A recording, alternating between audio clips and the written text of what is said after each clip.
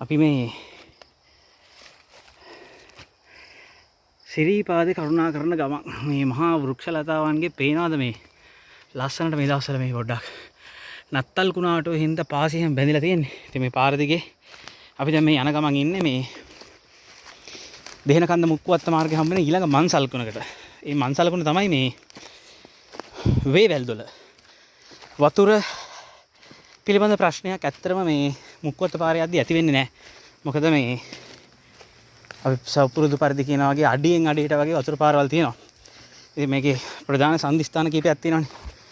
මොකද මෙතනින් එහාට අපි වේවැල් දොල පහු කරන්න ඕනේ. වේවැල් දොලෙන් පස්සේ අපිට ඔය පහළ රාමගල, ඉහළ රාමගල, ඒ හරි ඔය ගල් ගුහාවක් එහෙම හම්බ වෙනවා. ඒ ගල් ගුහාව හරියෙන් මේ තව පොඩ්ඩක් මේ අප්‍රසිද්ධ පාරක් තියෙනවලු. මේ ඔය කූනිස්සන් ඇල්ල තියෙන්නේ රත්නපුරා පැත්තේ. ඒතර කූනිස්සන් ඇල්ල ගාවින් මේ ගමේ කට්ටිය ඇවිල්ලා මේ දෙහිනකන්ද පාරට වැටෙන්න හදාගත්ත පාරක් තියෙනවලු. අපි ඊළඟ පාරේ එන්න බලාපොරොත්තු වෙනවා මේ කූනිස්සන් ඇල්ල හරහා තියෙන පාරේ. මේ අපි දැනට ඇවිදන් යන්කෝ ඔය දොලගාවදී ඊට පස්සේ අපිට තියෙන සම්දිස්ථාන ටිකයි.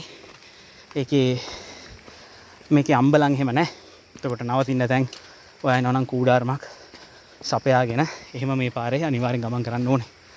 එතකොට සිග්නල් එහෙම ෆෝන් වලට නැහැ ඇත්තෙම. මොකද රත්කන්ද එහෙම අහුවෙන්නේ.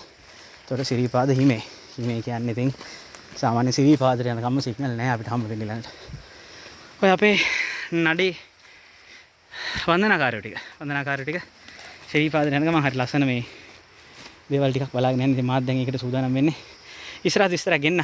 දැන් අපි ඉන්නේ දෙනකන්ද මුත්කුවත්ත පාරෙන් සිරිපා හිමි කරුණා කරන ගමන්.